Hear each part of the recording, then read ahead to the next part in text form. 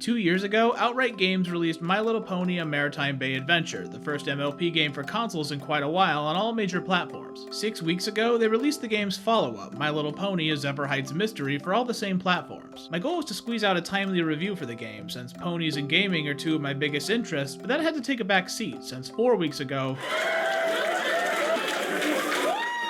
I was a little busy, but I'm here now, so let's talk about it. If you came looking for a review of this product, your first question might be, is it worth it? A large majority of the complaints with the last game centered around there not being nearly enough content for a $40 game, and I'm happy to say that this one is a huge step forward when it comes to substantial gameplay, both in terms of amount and variety. Maybe not $40 good if you're an adult My Little Pony fan, but this one took me 7 hours to beat instead of the 90 minutes it took Maritime Bay, and the difference in effort here is almost night and day. If you're an adult watching this, looking to see if it's worth getting your child for a system you already have, I'd say it's a really solid time. If, however, you're an adult and you're on the fence about which edition is right for you, I highly recommend the Steam version. I touched on this issue in my review of the last game, but if you're like me and live in a Switch household, you already know that the Mario machine is not a console known for its processing power. For the sake of thoroughness, I bought both the PC and the Switch versions and beat them both. I'll notate in the corner which footage I'm using, but after playing both, I vouch for the Steam version 100%. From the perspective of a company looking to make their IP-focused video game available to as many customers as possible, I understand the desire to develop for every major platform, even the ones that might struggle under the hood. But as a gamer, I also know that I value a well-polished experience over a big one. Both versions are susceptible to at least a little stuttering, but with average load times on the Switch of at least 30 seconds each, that alone is enough to take me all the way out of the experience. They're a nuisance at best, and at worst actively made me choose not to dabble in some of the cool new features the game has to offer because I didn't feel like bricking my Switch for 30 seconds just to get there. From a story standpoint, it's a general step up. Sonny and Hitch notice some physics-defying mischief on the day of the Zephyr Heights Gala and make their way to the city center to look for a cause and a solution. Nothing super groundbreaking, but a huge step up from the last game's watered-down retelling of the 2021 movie. From a design standpoint, the game appears to have way more thought put into the moment-to-moment gameplay. There's a term used in game design called the primary gameplay loop, the most basic set of actions that a player will engage with on a moment-to-moment basis. In Super Mario 64, that's platforming with any of your jump-based traversal moves. For Luigi's Mansion, it's sucking up things with your vacuum, and in Tetris, it's trying to cleanly fit 4-tile shapes into a 10-column hole. It's the thing that players will be doing the most often, so it's essential to the feel of the game that this is an inherently satisfying thing to do. A Maritime Bay was largely unfocused. It didn't have much in the way of a primary loop beyond collect magic bits and wander around. This time, I'm pleased to find that a majority of a Zephyr Heights Mystery revolves around this new partner swap mechanic, where the player can swap to a different member of the main six on the fly to navigate obstacles via gliding, smashing crates, or summoning cloud platforms to get around on. A few of these, specifically the gliding, rollerblading, and crate smashing, are legitimately satisfying to control and just putz around in. The partner swap mechanic in general also feels pretty good on its own. The player has more and more moves at their disposal as Sunny runs into her friends, and swapping between them to solve issues actually feels like the main six working together to solve a problem. If I can make one complaint against the partner system, and it's a big one for how petty I'm about to get, someone decided that the sound attached to the act of changing ponies should be a single high-pitched pip sound.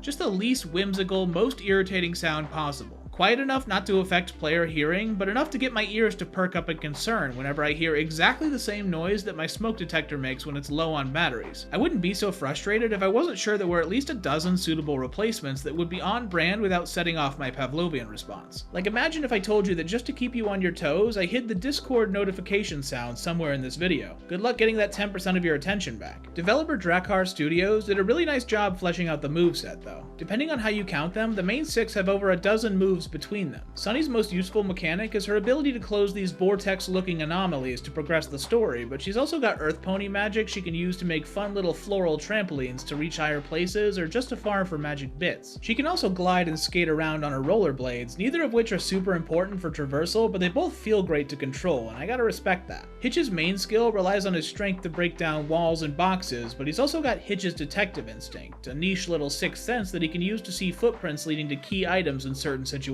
Izzy's got her skills in crafting, which is split 50-50 between clearing a path forward and generally prettying up the place for some extra bits. Pip and Zip share Sunny's gliding ability, but they've also got the ability to summon color-coded clouds on a timer to reach new areas. They kept Pip's penchant for social media by giving her the ability to take pictures, both with her fans on the street and of important landmarks on miniature stages throughout the game. Zip was given more pragmatic skills, like riding these turbines for height or surfing Marilyn Monroe style on these gusts of air to collect bits coming out of manholes. levels, and Misty rounds out the set with the power of empathy, which is used in some cases to shake story checkpoint ponies of wayward magic in addition to the customary 5 bits. All in all, it's a pretty robust moveset, but the implementation isn't perfect, and to explain myself, I want to talk about another concept in game design. In a video game, any action that the player can perform is known as a verb. Jump, quick attack, draw a line, hit with crowbar, prune fungus, etc. A well-designed game will make sure that these verbs stay in the player's working memory, either by asking them to perform them several times over the course of the game, or by having them interact with another verb in a useful way, like how Mario's jump can be chained into a ground pound. Without these checks for understanding, the move becomes what's known as an orphaned verb, a move that can technically be performed at any time but feels disjointed and separate from the rest of the verbs in the player's arsenal, to the point that by the time the move is finally required, the player may have long forgotten that it exists. My go-to example of this is the spin dash in Sonic Heroes. Most of the game provides ample context with which to perform any of the moves in the game's toolkit except for the spin dash, which is used for only a single section during Egg Fleet. It's a weird oversight and takes me out of the moment whenever I revisit that game. Very early on in a Zephyr Heights Mystery, the player is taught Hitch's detective instinct, a 10-second superpower with a 3-second cooldown that allows Hitch in some situations to observe a faint trail towards special objects anytime the game asks you to wrangle up a group of 3 to 5 things. This is immensely handy during the expansive post-game, where you have to meet up with 4 dozen city folk Where's Waldo style on your way to 100% completion, but because the scripted camera movements never gave me a moment to question where I was supposed to go or what I was supposed to be doing, I gave up and forgot about the move altogether, so that's a little clunky. And clunk really seems like something the sequel is trying to go out of its way to avoid. A Zephyr Heights Mystery tethers a good majority of its moves to context-sensitive spaces in the game, most of which can be activated with a push of a button. I think that likely helped avoid a lot of the jank in the first game caused by some weird interactions between the move animations and the collision detection. It also freed up several buttons for the suite of brand new ideas crammed into the sequel. One of the main new collectibles in the game are these emoji-like characters, many of which we've seen Pip use on her live streams. They're tucked away neatly in a menu in the left bumper, divided into characters, critters, feelings, and the more standard legally safe emoticons we're used to. Other characters can be seen having pantomimed conversations around Zephyr Heights, radiating pairs of these reaction images at random. It's a neat way to make the world feel lived in without having to write and rig another 100 scenes. They still give off this unshakable feeling of being a note from branding, but they're implemented pretty well. The game also decided it wanted to include several stealth sections with the palace guards, and the first time I got prompted with that hedge maze and the guards with big red vision cones, I laughed my ass off for probably 30 seconds. It's not that it was a bad decision, it was just such an out of left field choice to add stealth sections into a game based on a toy franchise, a genre of gaming that isn't known for reaching for the stars. I'm not the most adventurous gamer. Most of the games I played are either polished artsy-fartsy puzzle games, high-score arcade titles, or games from my childhood, so I haven't seen true stealth gameplay since Family Guy on the PS2 back in 2006. I admire the audacity, and honestly for what they are, they're not even that bad. They mix up the gameplay, and they even remember to make sure that the vision cones extend infinitely upwards so you couldn't just jump over them. One of the most substantial changes has to be the addition of a post-game. Separate from the main story beats, Zephyr Heights' 7 main areas have 5 ponies each that want you to help them with several issues. A lot of them range from obstacle courses to fetch quests, but a big slice of them are just checkups with whatever issues they're dealing with, like rediscovering their city's history or wanting to quit their job to become a detective. A majority of them just want to feel heard and advance their storyline when you respond to them with the proper emoji. If you're going for 100% completion, be prepared for some pretty irritating backtracking. In the 13 hours it took me to 100% the game, at least an hour of that was spent skating back and forth between side quests because some sort of story check in the game's code refused to let me advance the status of a side quest until I had left the area or advanced another side quest first. In writing this episode, I never figured out exactly what the game was checking for when it did this, which adds to the overall sense of frustrating opacity involved in the post-game. This is on top of the natural boss key style setup, where you can't finish a step in one of the missions until you've obtained one of the emoji at the end of another mission. In that sense, it feels a lot less like a post-game and more like this game's version of the Trouble Center from Paper Mario: The Thousand-Year Door, a set of optional side quests that run perpendicular to the main story, as plenty of those troubles never let on that some of them weren't possible at that stage in the game. But they both still offer a fun, unique prize at the end of each mission in the form of clothes, emoji, or furniture and other decor. Oh right, furniture! Packed right next to the stealth sections in the really didn't have to do that department, a Zephyr Heights Mystery includes a full-on decoration mode where you get to fully furnish the Crystal Bright house, from the furniture to the tiling and the wallpaper. There's not a lot to it, but the fact that I got this many options for customization made me really giddy to dress up the open-air concept they have going on. It's so close to being the best feature in this game, but you can't really pop in and pop out of it like the game wants you to on Switch unless you're willing to spend, no joke, 30 seconds on a loading screen just to hop over and put up your new bookshelf. The game also brings back clothes as a collectible after seeing it get such a positive response in the first game. It's fun as hell to dress up your character with scarves and shades and more style than I've ever had in my entire life. I do wish that a chunk of my favorite items weren't hidden in the post-game, because getting to wear Zip's visor is everything I ever wanted. The menu UI for the changing mirror could also have used a bit more time in the oven, but I'm glad to see such a welcome re-inclusion. In addition to dress up, the 5 minigames from the previous game returned, consolidated into 4, now with difficulty and endless settings, in case you wanted to herd more critters or haul ass down the Zephyr Heights Expressway. My favorite game from last time, Pip Pip Dance Parade, fixed its awkward length and audio balancing issues in exchange for detaching the dance commands completely from the backing track, which has caused me to go from bewildered to just a little bit disappointed. Hitch's bunny herding training makes a triumphant return in largely the same deceptively difficult format. Same goes for Sprout's rollerblading chase, which was renamed to Sunny's rollerblading chase after excising almost all evidence of Sprout's existence in all current content. Zip's flight school is also back, this time with the extremely obnoxious choice of coloring the background clouds exactly the same color as the rings I'm trying to fly through, rendering the entire course almost unreadable. Luckily, most minigames come with 2 modes, so I can choose to play Zip's night school instead for greater visibility. Hitch's bunny herding training offers you the choice to herd critters in Maritime Bay or Zephyr Heights, the latter of which swaps out fence posts for regal guardrails and rabbits and crabs for mice and birds. The rollerblade chase also offered the completely cosmetic option of skating around in either broad daylight or the dim glow of early twilight. There's also one in-level minigame involving Sunny distributing smoothies to the citizens of Zephyr Heights, though it's a shame you can't play it from the minigame menu because I found it the most engaging of the entire bunch. I have one last gripe with this game, and I sort of put it separate from everything else in this video because I'm not sure how much of it I can blame on the game, and that weird dissonance was stewing in my brain on our train ride down to Winnie City. I still don't know how I feel, so maybe drop your 2 cents in the comments after I explain myself. There's a TV trope called ending fatigue, which describes a piece of narrative media that has some trouble landing the plane in the 3rd act, where the movie feels like it's about to come to a natural end, only to jump into something else right when you thought it was almost over. The most popular example of this that I've seen is The Fellowship of the Ring, but you can find examples almost anywhere, and I'm sure you've already got a movie in your head that fits this description like a glove. Compared to film, I don't really experience ending fatigue in the games I play. Maybe a little near the end of Portal 2, if you know, you know. Right around the time you finally run into Misty completing the main 6, something in the level design clicks. Puzzles appear to progress much more smoothly, and the game stops holding your hand. There's an extremely satisfying palace traversal segment that makes frequent and varied use of all your party's moves, and it's really satisfying to finally be given the space to parse your way through the castle with good old-fashioned platforming. It's the first time the game really sings, and when we return to the open night air with the gala festivities ready to go, it seems like we're finally ready to nab Sparky and wrap the story up. So we fix the lights and the stage and put on a good show for the people of Zephyr Heights, and then we have a linear little platforming segment in an alley behind the main street.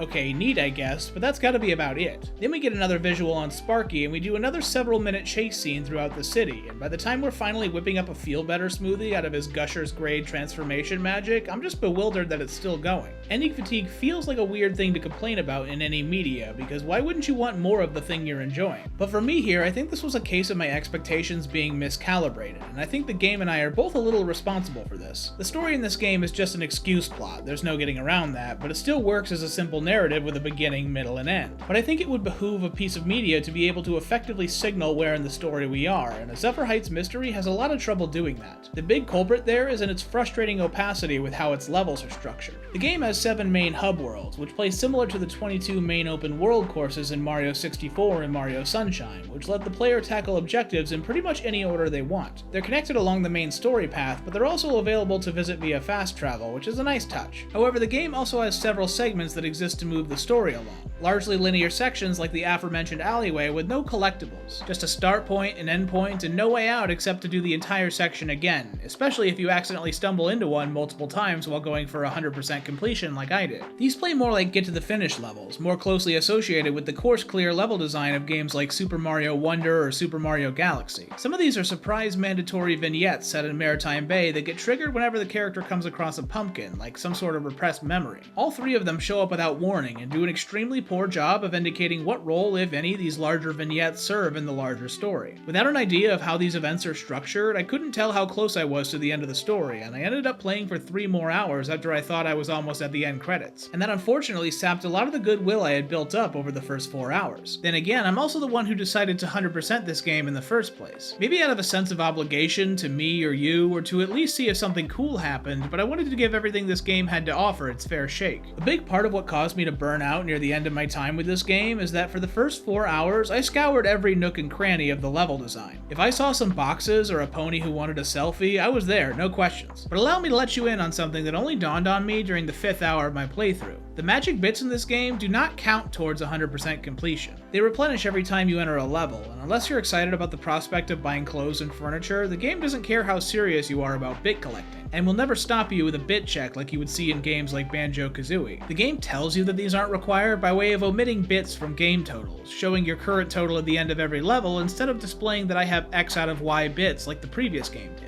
I should have noticed that there were way more of them than the game would reasonably expect me to collect, similar to the star bits from Mario Galaxy. Those are all reasonable context clues that I should have picked up on that magic bits weren't going to be covered on the final exam. On the other hand, several of my favorite games of all time have managed to unambiguously convey this information to the player without requiring them to glean it through context clues. At the beginning of Super Mario 64, the player is told that Bowser has locked most of the rooms in the building by stealing all of the castle's power stars. And so you know that power stars are the most important collectible because they allow you to progress further into the game. In addition to power stars, levels are also littered with coins that replenish your health, which seems to be a net positive until the first time you die in a stage. When the painting kicks you out, you watch a short, unskippable animation of your health meter loudly filling back up while Mario dusts himself off. This happens every time you die in a level, and helps to hammer home the idea that long-term health within the levels isn't that important since the game tops off your health after every failure, and you can always jump right back in and try again. This is the kind of bread and butter game design I don't really appreciate until I write these game reviews every other year, and I struggle to believe there wasn't a really simple solution that would less ambiguously convey the unimportance of magic bits to the player. Even just a single pop-up could have clarified their intent. Magic bits are everywhere in Equestria. Pick a few up and you can buy some extra goodies with them. It's still not completely unambiguous, but it's a great start, and it matches the already non-confrontational style with which the game's tooltips are written. That's part of why I'm so split on the issue. On the one hand, I went in trying to complete the game as much as I was trying to enjoy my experience, and that led me to engage with the game in a way that might not have matched the experience intended by developer Drakkar Studios. On the other hand, I'm far from a negligible part of the audience for this game. According to Steam's achievement tracker, only 1 in 9 people that bought this game on Steam achieved 100% completion, which doesn't seem like a lot until you realize that they represent a full 1/3 of players who actually beat the game. That means that of everyone who cared enough to finish the main story, 1/3 of players go on to experience the rest of what the game has to offer. That's not nobody, and a lack of clarity in that regard can really hamper the enjoyment held by a sizable portion of the fanbase for this game. A Maritime Bay adventure left a bad taste in a lot of people's mouths. It felt really underbaked, didn't do nearly enough to justify the $40 price point, and it shows in the fandom's much more muted response to the follow-up. But I would be lying if I said there wasn't a ton more love put into the project this time around. The entire project has upped the level of polish and presentation across the board. Canned animation like Sunny's anomaly sequence looks really sharp. Small personal touches like pink and white color-coded clouds for Pip and Zip show off that extra little characterization that I like. This game made the Royal Palace's ancient station my new favorite location in the series. They made something ornate and cavernous out of a building that you only see from a 45-degree angle and pumped it full of atmospheric lighting and hidden little details for you to come across. This game is also, intentionally, really funny.